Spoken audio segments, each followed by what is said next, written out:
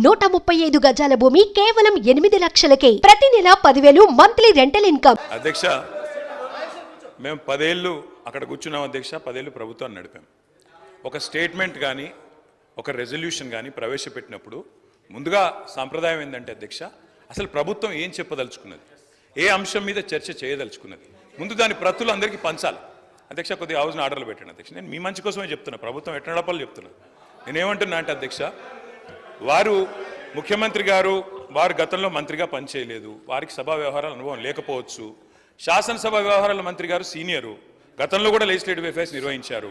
నేను మీతో కోరేది ఒకటే, ఈరోజు వదిలేయండి, సరే ఈరోజు వదిలేయండి, చర్చలో పాల్గొంటాం, బ్రహ్మాండంగా చెప్తాం. కానీ రేపు ప్రజలకైనా ప్రజలకు కూడా తప్పుడు సంకేతాలు పోవద్దు అధ్యక్ష. మేము చెప్పేది ఏమంటే, ఇట్లాంటి ముఖ్యమైన అంశంలో నేను సిన్సియర్గా చెప్తా ఉన్నా, రేవంత్ రెడ్డి గారు సిన్సియర్గా చెప్తా ఉన్నా, శ్రీధర్ బాబు గారు, మా పార్టీ తరఫున మీరు ఈరోజు ఏదైతే ఇప్పుడు ఓపెనింగ్ స్టేట్మెంట్ మీరు ఇచ్చారో, మీరు లిఖితపూర్వకంగా ఇవ్వలేదు, వర్బల్గా ఇచ్చారు, we welcome it. 100% we stand by you, we support you. ఈ విషయంలో అనుమానం లేదు అధ్యక్ష. ముఖ్యమంత్రి గారు సార్, సభను తప్పుదోవ పట్టించడానికి వాళ్ళ కుటుంబం అంతా సభను తప్పుదోవ పట్టించే పని మీదనే ఉన్నట్టున్నారు అధ్యక్ష. అధ్యక్ష, సభ అధ్యక్ష దయచేసి తమరి అనుమతితో దయచేసి ప్లీజ్ సభాధ్యక్షుడు మాట్లాడేటప్పుడు మీరు రన్నింగ్ కామెంటరీ ఆపేసండి దయచేసి, ప్లీజ్ ప్లీజ్. అధ్యక్ష, మీరు ఇక్కడి నుంచి వస్తే అక్కడి నుంచి వస్తున్నది.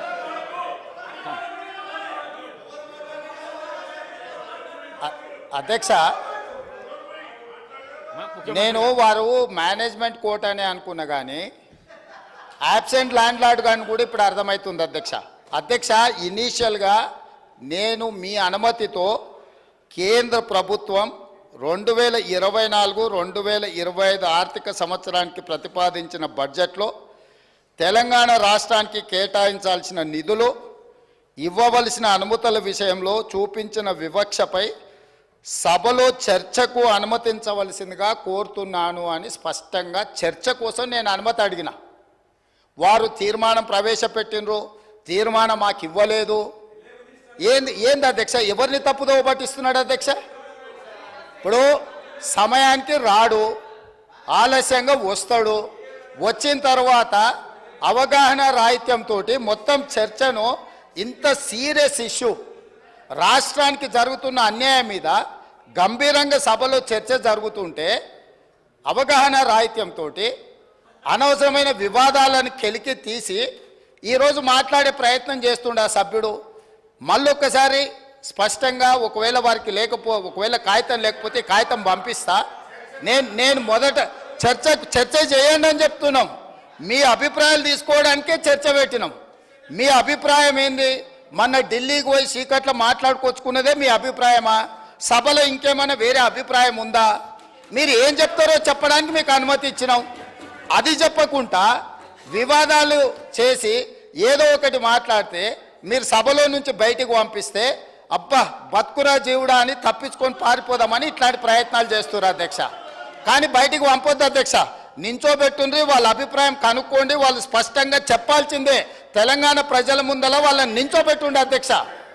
చీకటి ఒప్పందాలతోని తెలంగాణకు అన్యాయం జరుగుతుంటే సభలో ఇంత ప్రధానమైన అంశం మీద చర్చ జరుగుతున్నప్పుడు ఇది తీర్మానమా, ఇది చర్చనా? స్పష్టంగా చర్చ అని నేను చెప్పిన అధ్యక్ష. కావాలంటే మీరు రికార్డులు తిరిగేసుకోండి, చర్చలో పాల్గొనండి.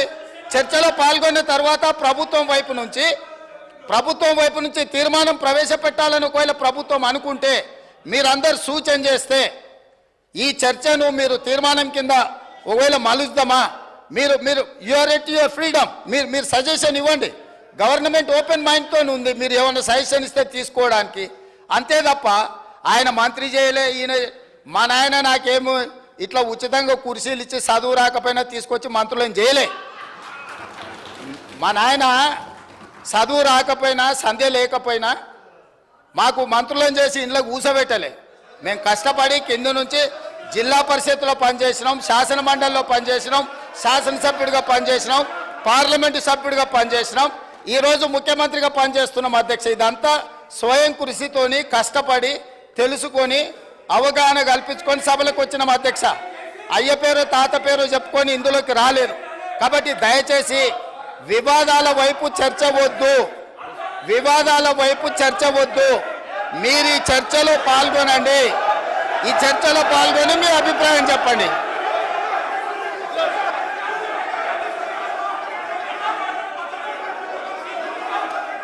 కూర్చోండి కూర్చోండి కూర్చోండి.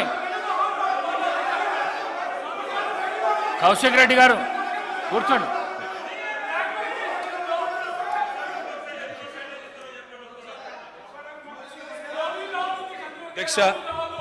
అధ్యక్ష ముఖ్యమంత్రి గారికి ఒక్క నిమిషం.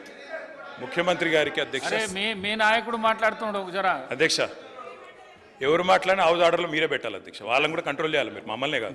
మీరు పెడతలేరు సార్. కంట్రోల్ అవుతారు. పెడతలేరు సార్. అధ్యక్ష ముఖ్యమంత్రి గారికి సహనము సంయమనము ఓపిక ఉండాలి అధ్యక్ష.